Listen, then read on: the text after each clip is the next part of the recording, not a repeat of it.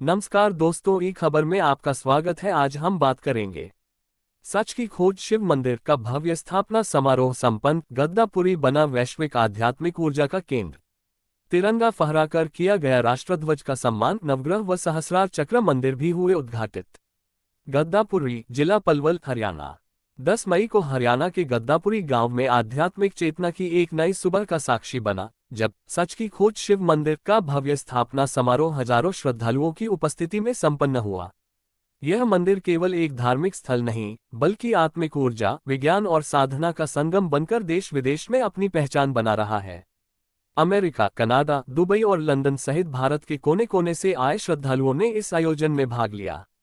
समारोह की शुरुआत राष्ट्रीय ध्वज फहराकर की गई, जिसके बाद सहस्रार चक्र नवग्रह 12 राशि मंदिर के भव्य उद्घाटन ने आध्यात्मिकता की पराकाष्ठा को छू लिया। योग, प्राणायाम और आत्मजागरण का केंद्र।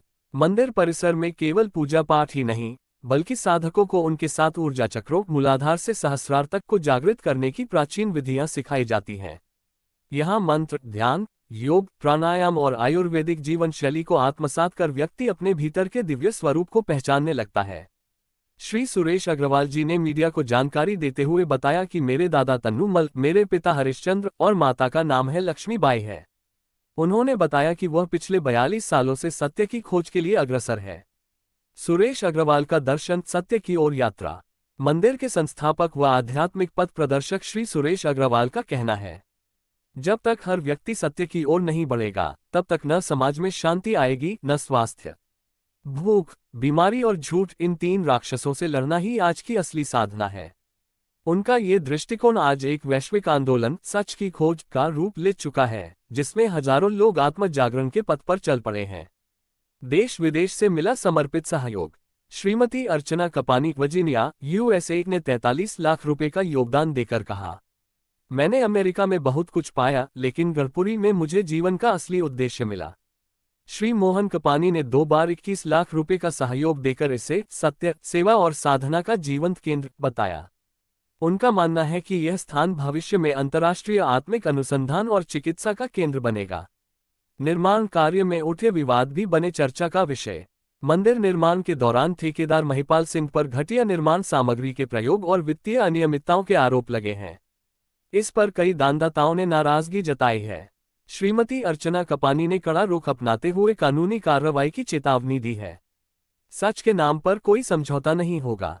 भविष्य की योजनाएं आत्मिक चिकित्सा और अनुसंधान की दिशा में। स्थापना समारोह के बाद मंदिर में नियमित रूप से 7 दिवसीय साधना शिविर, प्राकृतिक चिकित्सा, भावनात्मक उपचार और ध्यान योग कार्यक्रम आयोजित किए जाएंगे। साथ ही एक आयुर्वेदिक रिसर्च केंद्र और ध्यान धाम की भी नींव रखी जाएगी। जुड़े चेतना की इस क्रांतिकारी यात्रा से यह मंदिर केवल एक संरचना नहीं, बल्कि आत्मिक जागृति का केंद्र है। देखने में आपको लगेगा जो कि भी बहुत आत्मा छोटा की सा ध्वनि मंदिर है, सुनना चाहता लेकिन है, आप जानते वो हैं कि यहाँ उस अपना मंदिर का उत्तर नाम पा क्या है? सकता उस है। मंदिर का नाम है स्थान सहस्त्रधार गद्दापुरी, मंदिर। जिला पलवल, और हरियाणा। जैसा कि आप सबको भारत ज्ञात होगा संपर्क कि सहस्त्रधार क्या है, 91729200000366। हमारा ये 7वां चक्र, जिसे कि अंतर्राष्ट्रीय सत्य का चक्र संपर्क भी कहा अर्चना जाता है। कपानी तो इस 157153838001 सहस्त्रधार चक्र की हर पूरी व्यक्ति के एनर्जी भीतर को एक शिव वहाँ है, पर बस उसे स्थापित पहचानने करके की इस जरूरत मंदिर है। का निर्माण किया गया आइए है। जुड़े और सच की इसका जो खोज से और इसके करें अलावा भीतर दूसरा के शिव नाम का है, साक्षात्कार। उसको आप नाम कह लीजिए या उसकी क्वालिटी कह लीजिए, उसमें है कि ये नवग्रह और 12 राशि का मंदिर भी है। तो जब सहस्त्रधार भी है, नवग्रह भी है और 12 राशि भी है, तो इस मंदिर की खासियत इस हद की है कि यदि एक व्यक्ति वहाँ पर बैठकर, ठीक है, एक व्यक्ति वहाँ पर बैठकर, वहाँ पर जो 3 मंत्रों का वो लिखा गया है, उसमें से कोई भी एक मंत्र पकड़ लेता है और अगर वहाँ बैठकर वो 1 घंटा उस मंत्र का जाप कर लेता है, तो उसके सातों के सातों चक्र जो हैं वो अलाइन हो जाते हैं, वो एनर्जाइज हो जाते हैं, वो क्लीन हो जाते हैं, यानी कि स्वच्छ भी हो जाते हैं, ऊर्जावान भी हो जाते हैं और एक दूसरे के साथ सिंक्रोनाइज भी कर लेते हैं। तो it's a very beautiful thing. तो मैं तो आप सबको यही कहूँगी कि आपको मैं साथ साथ इसमें आपको मैं और इमेजेस भी दिखाती हूँ। आप पहले इमेजेस देखिए।